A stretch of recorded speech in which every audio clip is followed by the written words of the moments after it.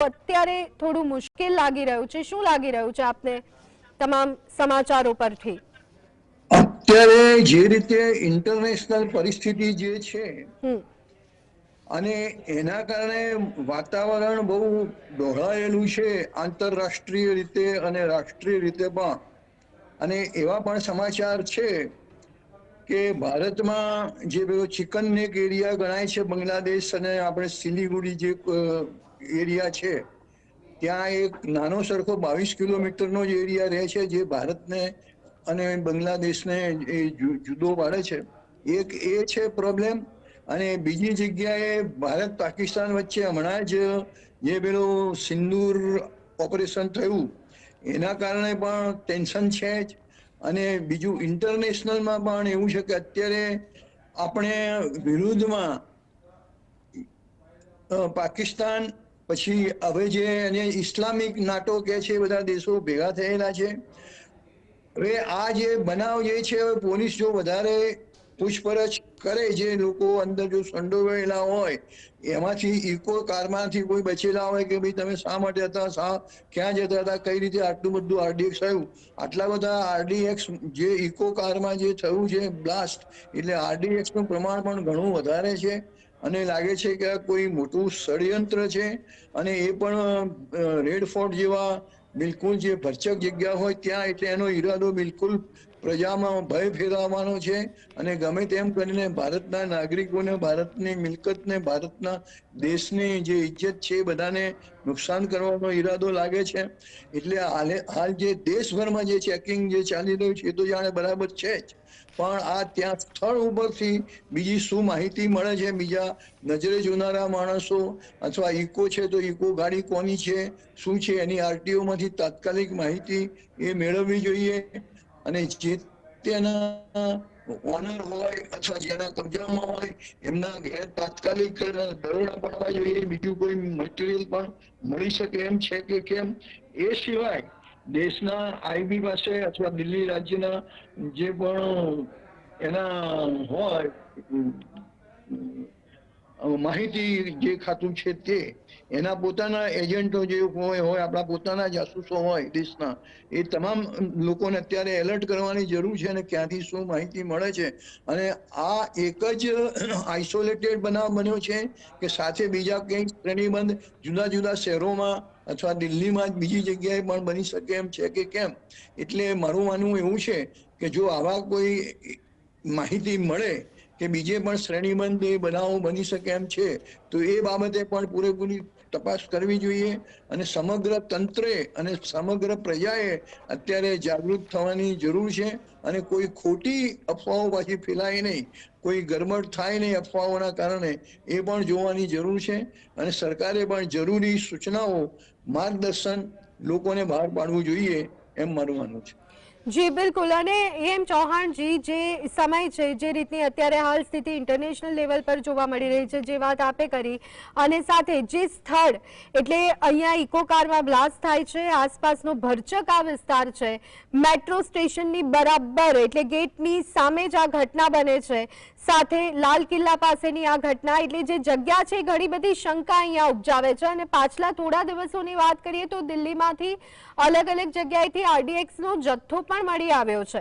એટલે આ એક ષડયંત્ર, આતંકવાદી ષડયંત્ર હોય એ શક્યતાઓ બિલકુલ નકારી શકાય તેમ અત્યારે નથી લાગી રહ્યું. બિલકુલ સાચી વાત છે. અને નોટ ઓનલી ધેટ, પણ આતંકવાદીઓના નાના નાના અને નવા નવા ગ્રુપો પણ એક અથવા બીજા નામે ઉભા થતા હોય છે. અને એ થઈ રહ્યા છે. આ જે બનાવ બન્યો છે એના ઉપરથી એમ એ જ લાગે છે. કારણ કે આટલું મોટું જે કામ છે, કોઈનું કોઈ વ્યક્તિગત બદલો લેવાનું કે એવું કામ નથી, પણ કોઈ દેશ પણ એમાં ખાસ કરીને પાકિસ્તાન એમાં સંકળાયેલો હોય એવું પણ કહી શકાય એમ છે. પણ છતાં એક પૂરેપૂરી આ બાબતની તપાસ માગી લે એ પૂરેપૂરું વિશ્વાસ આપણને છે. અને વિશ્વાસ એ આપણો સફળ થશે.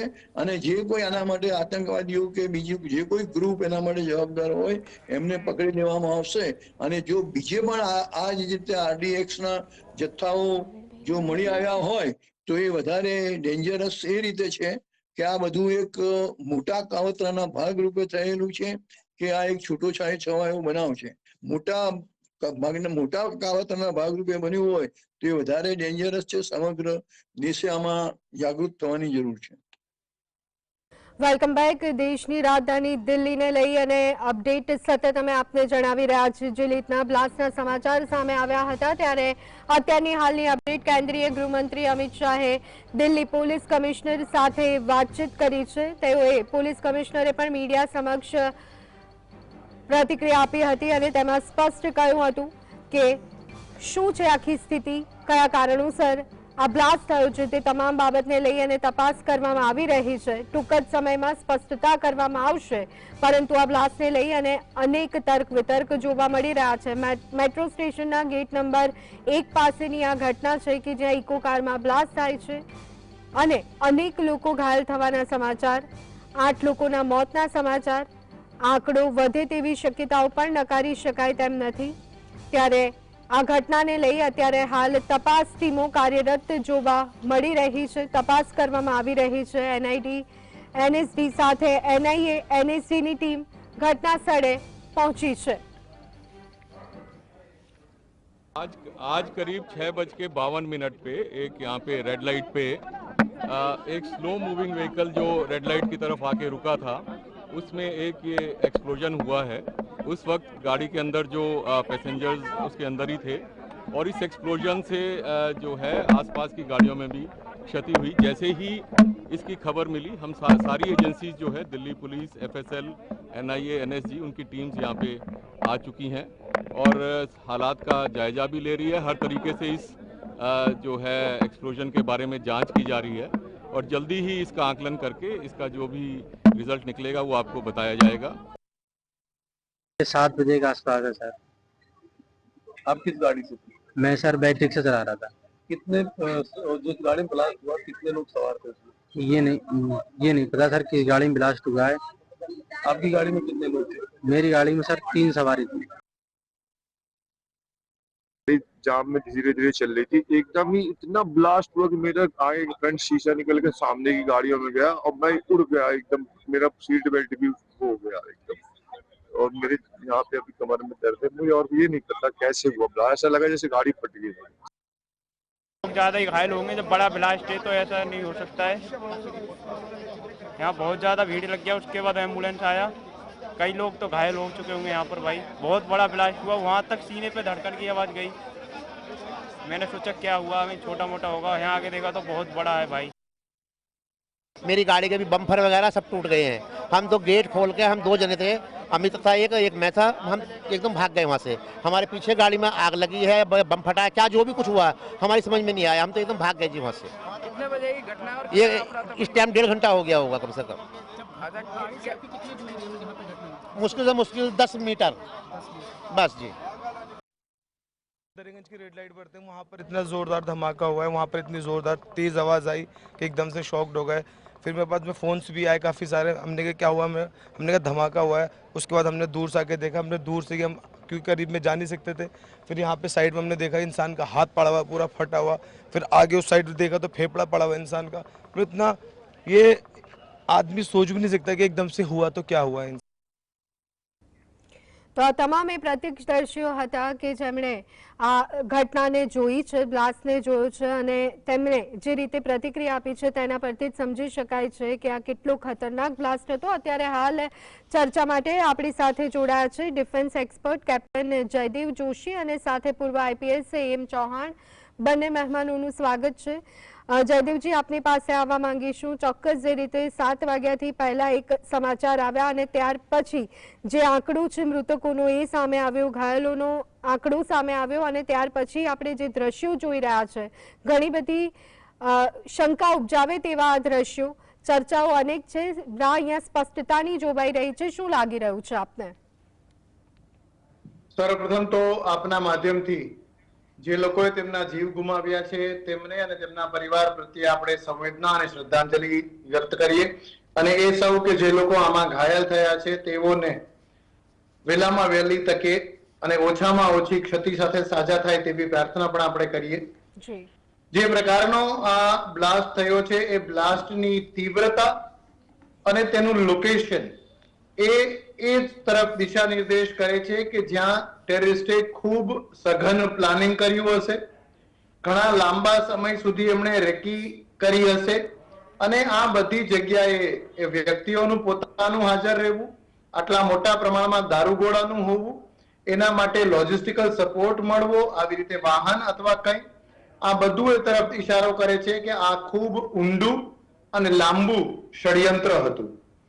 બ્લાસ્ટની તીવ્રતાની વાત કરીએ તો આટલી તીવ્રતાથી જો બ્લાસ્ટ થયો હોય તો તે TNT અથવા RDX નો ઉપયોગ થયો હોય અને બહુ જ મોટા જથ્થામાં થયો હોય. કદાચ એમાં રિમોટ કંટ્રોલ દ્વારા અથવા IED એટલે ઇમ્પ્રોવાઇઝ એક્સપ્લોઝિવ ડિવાઇસ દ્વારા ઉપયોગ થયો હોય. અને જે લોકેશન સિલેક્ટ કરવામાં આવ્યું, લાલ કિલ્લો, જ્યાં દેશી વિદેશી બધા ટુરિસ્ટ ખૂબ આવતા હોય છે, ગીચ વિસ્તારવાળી જગ્યા છે, લાંબા સમય સાંજના સમયે તો ઇવન વધારે, અને એ જ વિસ્તારની આજુબાજુમાં જ એક મંદિર, એક શીખ ગુરુદ્વારા અને થોડે દૂર જ એક મસ્જિદ પણ છે. તો જે રીતે આવા બ્લાસ્ટથી કોમી આપણી એકતા પણ ડખોડાઈ જાય એવું થતું હોય છે, તો આ બધા પાશવી મનસુબાઓ સાથે આ લોકેશનનું પણ સિલેક્શન કર્યું છે. તો યસ, ચૂક ચોક્કસ રહી હોય તો જ આ પ્રકારનો ઘટના બની શકી. પણ યસ, વી મસ્ટ સે કે ટેરરિસ્ટે ઘણું પ્લાનિંગ કર્યું હતું. અને જોઈએ આપણે NIA જે ઓલરેડી સ્થળ પર પહોંચી ગઈ છે એ આમાંથી શું ઇન્વેસ્ટિગેટ કરે છે. જી બિલકુલ, AM ચૌહાણજી આપણી સાથે જોડાયેલા છે. ચૌહાણજી, ગુજરાતને લઈને પણ એલર્ટ જારી કરી દેવામાં આવ્યું છે, તમામ માર્ગો પર નજર રાખવામાં આવી રહી છે. જ્યારે આ સમાચાર આવ્યા ત્યારે જ્યારે ગુજરાતમાં એલર્ટ હોય ત્યારે પહેલી વાત એ સામે ક્લિક થાય કે લગભગ 2 દિવસ પહેલાની ઘટના, 3 વ્યક્તિઓ પકડાય છે અડાલજથી અને તે તમામ આતંકી પ્રવૃત્તિ સાથે સંકળાયેલા હોવાની માહિતી સામે આવે છે. જે રીતની સ્થિતિ જોવા મળી રહી છે દેશમાં અને સાથે ગુજરાતમાં પણ, આ તમામ બાબતને આપ કેવી રીતના જોઈ રહ્યા છો? અને સમગ્ર રીતે જોઈએ તો કોઈ એવી સંસ્થાઓ છે નાની મોટી કે જે આપણા દેશ વિરોધી કામ કરવા માટે અથવા સ્લીપર સેલ અહીંયા જે છે એની મદદ લઈને આવી કામગીરીને અંજામ આપવા માટે કંઈ ને કંઈ આવા પ્રયત્નો કરવા, આવા કામ કરવા, દેશભરમાં ભય ફેલાવવો, સરકાર સામે નફરત ફેલાવવી, દેશ વિશે ગમે તેમ ગપ્પાબાજી ચલાવીને દેશને નબળો પાડવાની એમની આખું જે ષડયંત્ર છે એ જણાઈ આવ્યું છે. એક વાત છે.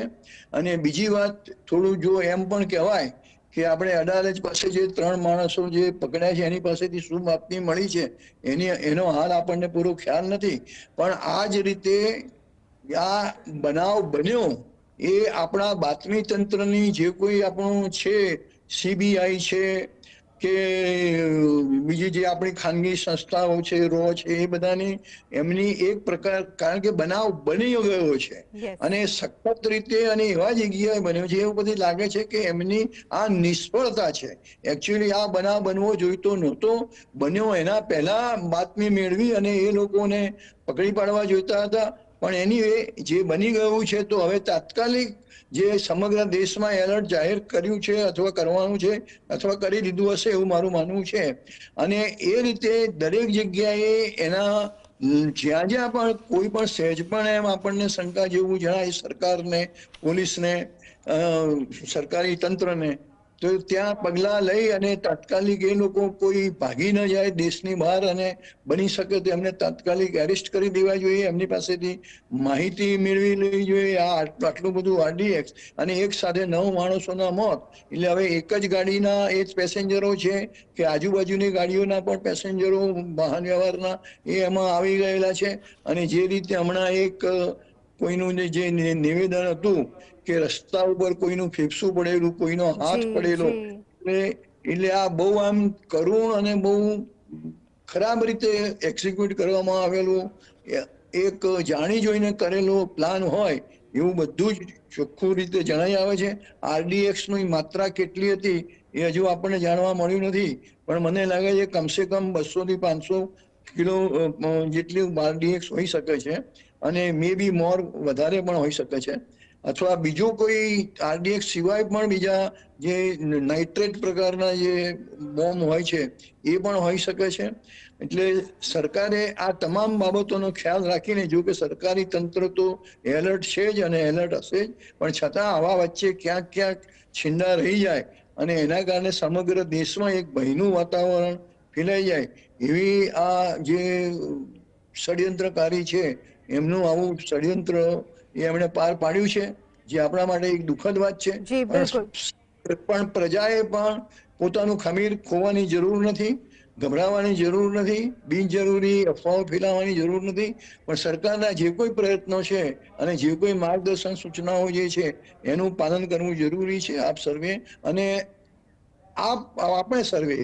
અને બીજી વાત એ છે કે જે બધી જે ચેનલો છે, જે આપણું સમાચાર તંત્ર છે આખું, એની સાથે જોડાયેલા જે કોઈ પ્રિન્ટ મીડિયા છે કે ઇલેક્ટ્રોનિક મીડિયા છે, એ બધાએ પણ એમાં ખોટી રીતે અફવાઓ ફેલાવવાને બદલે સાચી દિશામાં બધાએ પ્રયત્ન કરવા જોઈએ અને માનસિક રીતે બધાએ સ્થિર રહી અને આમાંથી જે કોઈ ગુનેગારો હોય એમને તાત્કાલિક પકડી લેવા જોઈએ.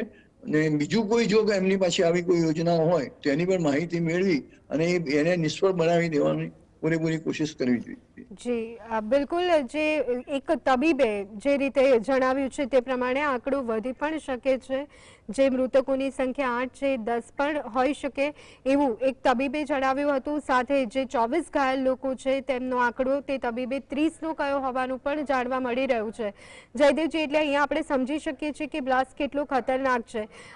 ઇન્ટરનેશનલ ગતિવિધિઓની જો વાત કરીએ, ભારતની જે સ્થિતિ જોવા મળી રહી છે, પાકિસ્તાન તરફ કહી શકાય કે સતત વળતો જવાબ ભારત આપી રહ્યું છે અને જમ્મુ કાશ્મીરમાં સતત સર્ચ ઓપરેશન ચાલુ જોવા મળી રહ્યા છે. આતંકીઓને અહીંયા ઠાર કરવામાં આવી રહ્યા છે અને આ બધાની વચ્ચે આ એક ડરાવવાનો પ્રયત્ન અહીંયા જો આપણે આને ગણીએ તો આ સાપેક્ષમાં આ બ્લાસ્ટને આપ કેવી રીતના જોઈ રહ્યા છો? આમ જોઈએ તો એ ઉપરથી એવું લાગે છે કે આપણા દેશની વિરુદ્ધ બીજા દેશો, પાકિસ્તાન જે આપે નામ આપ્યું, અને હવે તો જે ઇન્ટરનેશનલ પરિસ્થિતિ છે. બિલકુલ. એમ ચૌહાણજી, જયદેવજી પણ આપણી સાથે જોડાયેલા છે, આપણે એમની પાસેથી પણ જાણીએ કે તેઓ આ બાબતને કેવી રીતના જોઈ રહ્યા છે. જી જયદેવજી. અત્યારે જે રીતે આખા ગ્લોબલી જે નેટવર્ક ચાલી રહ્યું છે અને જે રીતે કેટલી બધી ગતિવિધિઓ થઈ રહી છે, હાફિઝ સઈદ જે પાકિસ્તાન સ્થિત આતંકી છે એના વિશે કેટલી માહિતી મળી રહી છે અને તેના મૂવમેન્ટ વિશે જે માહિતી મળી રહી છે, એ જોતા હવે એવું કહી શકાય કે આ પ્રકારના આતંકીઓ અને એમના દ્વારા કરવામાં આવતા કૃત્યો જે છે એ અમુક જગ્યાને સીમિત રહ્યા નથી. આપણે જોવો ધ્વનિજી, આપણે છેલ્લા 3 દિવસથી કવર કરીએ છીએ, પહેલા ગુજરાત, પછી ફરીદાબાદ અને અત્યારે આપણે દિલ્હી. તો આ રીતે આજ 3 દિવસોમાં મલ્ટી સ્ટેટ, અને એ પણ જો હૈદરાબાદ થી ક્યાંયથી આવ્યા હતા, તો આ બધું જે દેખાડે છે કે હવે જે પેલા કહેવાતું કે world is a small village, એ તરફ આ આતંકીઓ પણ પોતાની રાજ્ય અને દેશોની બાઉન્ડ્રીઓ હટાવીને, મિટાવીને સહેલાઈથી મૂવમેન્ટ કરી પોતાની આવી પાછવી જે માનસિકતા છે એનાથી આ પ્રકારના કૃત્યો થતા હોય તેવું ચિત્ર અત્યારે ઊભું થઈ રહ્યું છે.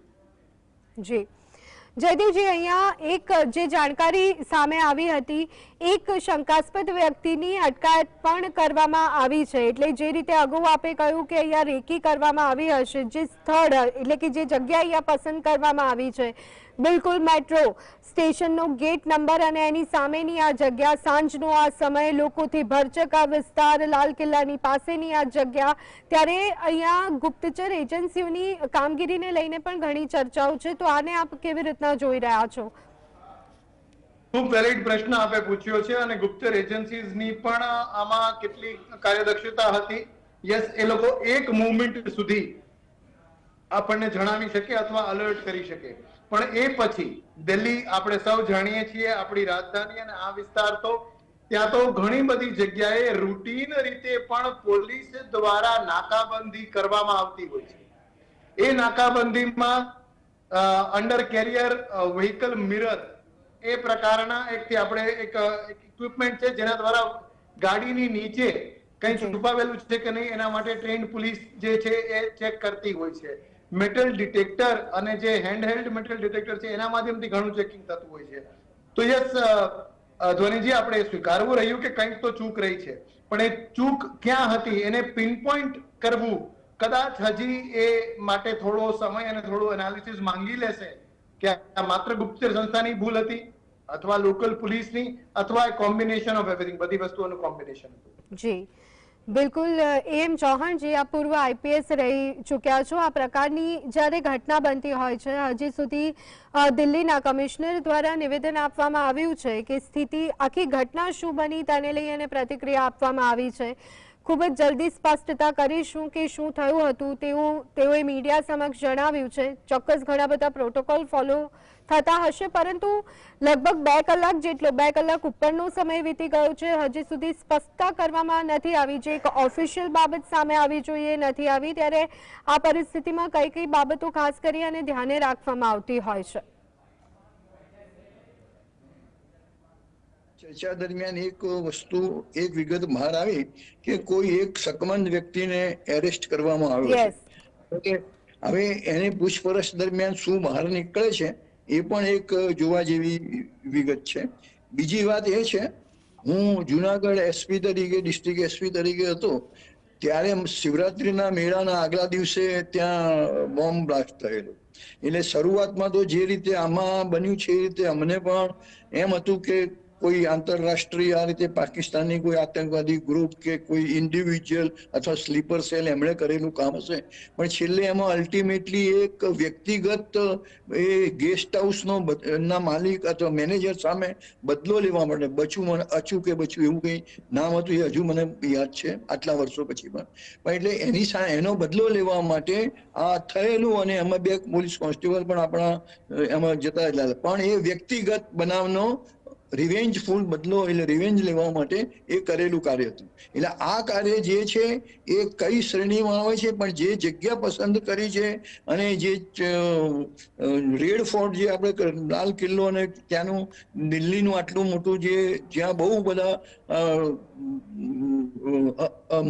વ્યક્તિઓની, માણસોની અવર જવરને આ તે હોય છે. એટલે આમાં લાગે છે કે આ આતંકવાદી લોકોની જ પ્રવૃત્તિ છે એવું મને અત્યારે તો લાગી રહ્યું છે. પછી જે આ કોઈને જેને એરેસ્ટ કર્યા છે એના ઉપરથી બીજી કઈ જો લિંક મળતી હોય, ગાડીનું મેં કહ્યું એમ કે ભાઈ ગાડી ક્યાં રજીસ્ટર થયેલી, ગાડીના માલિક કોણ છે, એના કોઈ ડ્રાઈવર અથવા ટેક્સી રીતે ચાલી છે કે કેમ, એટલે એ દરેક એંગલથી એને જોવામાં આવે. અને જેમ કેપ્ટન સાહેબે કહ્યું એમ કે આંતરરાષ્ટ્રીય પરિસ્થિતિ પણ અત્યારે ઘણી બધી એ છે. આપણા કમનસીબે હાલની પરિસ્થિતિ એવી છે કે આપણી આજુબાજુના નાના નાના દેશો પણ આપણા સાથે નથી, અને એટલે કદાચ એ લોકો પણ આપણા વિરોધમાં એક અથવા બીજી રીતે સીધા કે આડકતરી રીતે જોડાય એવી શક્યતાઓ પણ છે. એટલે પોલીસે, આપણી જે ગુપ્તચર સંસ્થાઓ જે છે એ બધાએ મળીને આનો શું બન્યું છે ખરેખર અને એના પાછળ કોણ જવાબદાર છે એ બધું શોધીને આગળના જરૂરી પગલાં લેવા જરૂરી છે. જી જયદેવજી, શું લાગી રહ્યું છે આપને? અને સાથે બીજી એક બાબત કે જે માહિતી મળી રહી છે, ઇકો કારમાં જે લોકો બેઠા હતા તે તમામ લોકોના લગભગ મોત થઈ ચૂક્યા છે, 8 લોકોના મોત થયા છે. એટલે કદાચ શું ઇકો કાર કોઈ બીજાની હતી અથવા તો કોના દ્વારા આ પ્રકારનું આખું કાવતરું કરવામાં આવ્યું? સાથે બીજી એક બાબત કે પાછલા થોડા દિવસોમાં જોઈએ તો દિલ્હીમાંથી અલગ અલગ જગ્યાએથી RDXનો જથ્થો મળવાના સમાચાર પણ સતત સામે આવી રહ્યા હતા. તો આ સમગ્ર કડીઓને જો જોઈએ તો શું લાગી રહ્યું છે? વન્સ અગેન એમ છે કે આપણે ખૂબ સરસ પ્રશ્ન પૂછ્યો છે. અને એ કારની અંદર બેઠેલા બધા લોકો શું એ ટેરરિસ્ટ હતા એ પ્રશ્ન આપણને થાય. તો ડેફિનેટલી એનો આન્સર અત્યારે આપવો થોડું વહેલું હશે, એટલા માટે કે ઘણી બધી વખત આવી રીતે ટેરરિસ્ટ એને કેરિયર વ્હીકલ એવું કહે. એ વાહન જે ખુદ છે એ કેરિયર વાહન હોય અને તેમાં બેસેલા તેના માલિક કે તેમાં મુસાફરી કરનાર લોકોને ખુદને ખબર ના હોય કે એમના વાહનનો શેના માટે ઉપયોગ થઈ રહ્યો છે. અને આ એ તરફ દિશા નિર્દેશ કરે છે કે આપણે આપણા વાહનો જ્યાં પાર્ક કરીએ એની આસપાસની સુરક્ષા, એની લોકિંગ ફીચર્સ અને એ બધાનું ધ્યાન રાખવું જોઈએ. શક્ય છે કે એમને ખબર ના હોય. એ પણ શક્ય છે કે એમાંનો કોઈ ફિદાઈન હોય, એક અથવા એકથી વધારે લિફ્ટ લીધી હોય, અમુક લોકોને ખબર જ ના હોય ક્યાં જઈ રહ્યા છીએ. એવું પણ બને, જે પેલા ઘણી જગ્યાએ પ્લેન્સમાં કે ઇવન પાકિસ્તાનની વાત કરીએ તો ટ્રેન્સને એવું થયું છે, એ ગાડીને જ હાઈજેક કરવામાં આવી હોય, જાણે બાનમાં લેવામાં આવી હોય. અને પછી અચાનક એને ત્યાં જે લઈ જઈને કે જ્યાં લઈ જવી હોય ત્યાં બ્લાસ્ટ કરવામાં આવ્યો હોય. સો આ બધી સંભાવનાઓ ચોક્કસ છે, પણ એ વાત ચોક્કસ કે વાહનની અંદર જ્યારે આવી રીતે બ્લાસ્ટ થતા હોય છે તો જેમ આઈપીએસ સાહેબે પણ કહ્યું તે રીતે आरडीएक्स के दिल्ली में लाल किले के पास सुभाष मार्ग ट्रैफिक सिग्नल पर i20 हुंडई गाड़ी में एक ब्लास्ट हुआ है। ब्लास्ट के कारण आसपास की कुछ गाड़ियां और कुछ मार्ग पर जा रहे लोग भी इंजर्ड होने के समाचार हैं। प्राथमिक सूचना जो मिली है उसमें कुछ लोग हताहत भी हुए हैं। ब्लास्ट की सूचना आते ही 10 मिनट में Delhi crime branch, Delhi special branch की टीमें स्पॉट पर पहुंची है। एनएसजी और एनआईए की टीम एफएसएल के साथ अभी गहन जांच करने का शुरू किया है। आसपास के स्थान के सभी सीसीटीवी कैमरा और बाकी सब चीजों की जांच के आदेश दे दिए हैं। मेरी सीपी दिल्ली से भी बात हुई है, स्पेशल ब्रांच के इंचार्ज से भी बात हुई है। सीपी दिल्ली और स्पेशल ब्रांच के इंचार्ज स्पॉट पर मौजूद हैं।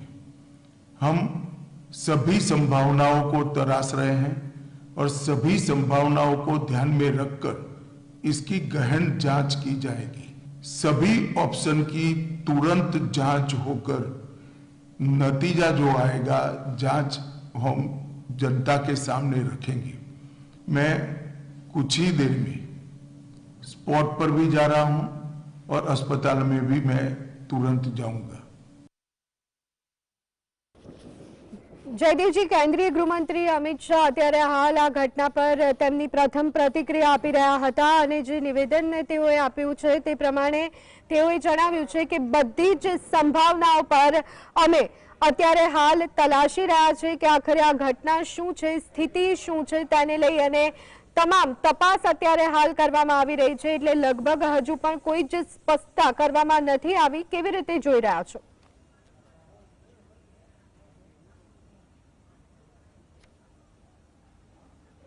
એ જ વાતનો પડઘો પાડે છે જે ચર્ચા આપણે કરી કે અત્યારે કોઈ પણ ઓપ્શનને આપ ફ્રીઝ ના કરી શકો। ઇન્વેસ્ટિગેશન છે, ઇન્વેસ્ટિગેશન તેનું કામ કરવાનું છે, હતાહતો માટે આપણે પ્રાર્થના કરવાની છે અને બધી જ રીતે નો આપણે આગળ વધવાની જે આપણા આઈપીએસ સાહેબને પણ પૂછી શકો ત્યાંથી એવિડન્સ કલેક્શન એ બહુ મોટી વાત છે કે ત્યાં પડેલા કેટલા બધા પુરાવાઓ હશે। એને કહેવાય છે ટેલ સાઇન્સ કે ત્યાંથી પડેલી બાબતો તમને ઘણી બધી એકથી એક આગળ કડી જોડવામાં મદદ કરતી હોય છે। એ ફિઝિકલ પુરાવાઓ હોઈ શકે, એ લોકોએ દ્રષ્ટિએ શું જોયેલું એ હોઈ શકે, ટેકનિકલ અને સાયબર પુરાવાઓ પણ ડેફિનેટલી લેવામાં આવશે અને એ પુરાવાઓ એકત્રિત કરવા, એને કડીબદ્ધ રીતે, શૃંખલાબદ્ધ રીતે જોડવા અને એના દ્વારા લાર્જર પિક્ચર કરીને જે આમાં સામેલ હતા એને પકડવા, એ હવે મહત્વનું કામ છે। કેવી રીતે થયું, કેમ થયું, એનું પોસ્ટમોર્ટમ યસ ડેફિનેટલી એ ચાલતું રહેશે જ, પણ એની સાથોસાથ સંપૂર્ણ ગતિ સાથે આપણે લાગી જવું જોઈએ પેલું પુરાવા એકત્રિત કરવામાં અને પુરાવાઓની શૃંખલાને જોડીને આ કરનાર લોકોની નજીક પહોંચવામાં। હવે એવિડન્સ કલેક્શન એ ખૂબ જ મહત્વની બાબત બનતી હોય છે। કઈ રીતે આખી આ પ્રક્રિયા થતી હોય છે, ચૌહાણજી? એમાં સૌથી પહેલા તો જે ગાડીમાં બ્લાસ્ટ થયો એ ગાડીને લગતી બધી વિગતો લાવવી જોઈએ। એક વાત, એના માલિક કોણ છે, અંદર કોણ કોણ બેઠેલા, એ લોકોના કોની સાથે કેવા સંબંધો છે, કઈ રીતે અને એ લોકો ક્યાંથી આવ્યા અને ક્યાં જતા હતા એની પણ માહિતી મેળવવી જોઈએ। એના ઉપરથી ઘણી બધી કડીઓ મળી શકતી હોય છે। અને ત્રીજી વાત મહત્વની એ છે કે આને લગતી અગાઉ કોઈ જાતની માહિતી ખાનગીમાં આપણા સરકારને અથવા સરકારના સંબંધિત વિભાગને મળેલી કે કેમ, અને મળ્યું હોય તો એ બાબતમાં કોઈ પ્રગતિ એમાં થઈ કે કેમ, અને પ્રગતિ થઈ હોય તો પછી આ બનાવ કઈ રીતે શા માટે બન્યો અને આટલું બધું આરડીએક્સ ક્યાંથી આવ્યું એ પણ એક જોવાની વાત છે। કારણ કે આરડીએક્સ કોઈ એવી બાબત નથી કે બજારમાં તમે જઈને 200, 500, 5,000 રૂપિયાનું, લાખ રૂપિયાનું લઈ આવો, એ એવી બાબત નથી। એટલે એમાં પણ કોઈને કોઈ આતંકવાદી સંસ્થાઓ એક અથવા બીજી રીતે નેશનલ ઇન્ટરનેશનલ એ લેવલની બધી સંસ્થાઓ એમાં સંકળાયેલી હોઈ શકે છે. અને ચોથી વાત એ છે કે આ હોય તો જે અહીંયા સ્લીપર સેલ જે છે એ સ્લીપર સેલમાં કોઈને જાગૃત કરવામાં આવેલા કે કેમ, એમને ત્યાં જે કોઈ ફોન કોલ કે બીજા કોઈ સાધનો મારફતે જે કોઈ સંદેશાઓની આપલે થયું હોય એમાંથી કંઈ મળી શકે એમ છે કે કેમ, અથવા મળી શકે કેમ. એટલે સાહેબે જે આપણને ખાતરી આપી છે કે આ રીતે બધી રીતે તપાસ કરવામાં આવશે, ઇટ ઇઝ ગુડ. પણ આપણે એક જોઈએ છીએ કે આવો જ જ્યાં સુધી RDX નો સવાલ છે, યુરીમાં જે બનાવ જે બનેલો છે આપણા સરહદ ઉપર, એમાં આપણા 200-500 વાહનોની વચ્ચે એક ગાડી જે અઠવાડિયાથી 2000 કિલો RDX લઈને ફરતી હતી ત્યાં જમ્મુ કાશ્મીરમાં, કે જ્યાં ઠેકાણે 1-1 મીટરના અંતરે બધા ચાંપતો બંદોબસ્ત હોય છે, છતાં એ ગાડી એક અઠવાડિયું સુધી ફરી, છતાં કઈ માહિતી એમાંથી પડી નહીં, એના પર કોઈને શંકાને નહીં ગઈ. એટલે એમાં ત્યાંના સ્થાનિક જે કોઈ સંબંધિત જે આપણા પોલીસ ડિપાર્ટમેન્ટના બીજા ડિપાર્ટમેન્ટના એ સંકળાયેલા હતા કે કેમ. એક દેવિન્દરસિંહ નામ સરદારજીને પણ દિલ્હી આવતા વચ્ચે પકડેલો અને પછી DIG એ કઈ એને લાફો મારેલો ને પછી એનું શું થયું આગળ એ દેશને હજુ જાણવાનું મળ્યું નથી. પણ આવા જે હવે આ ઘટનાને લઈ અને ઘણા બધા સવાલો ઉભા થઈ રહ્યા છે. દિલ્હીએ જે સમય ભૂલાવી દીધો હતો તેવી દહેશત અત્યારે ફરી એકવાર ન માત્ર દિલ્હીવાસીઓમાં પરંતુ દેશવાસીઓમાં બ્લાસ્ટના કારણે જોવા મળી રહી છે. તપાસ થઈ રહી છે, સ્પષ્ટતા ક્યારે થાય છે એ જોવું મહત્વનું રહેશે. RDX હતો કે નહીં, કોઈ વિસ્ફોટક પદાર્થ હતો કે નહીં તેની સ્પષ્ટતા નથી થઈ, પરંતુ RDX વગર, વિસ્ફોટક પદાર્થ વગર આટલો મોટો બ્લાસ્ટ થાય તે માનવું પણ મુશ્કેલ લાગી રહ્યું છે. ત્યારે કયા કારણો છે તેને લઈ તપાસ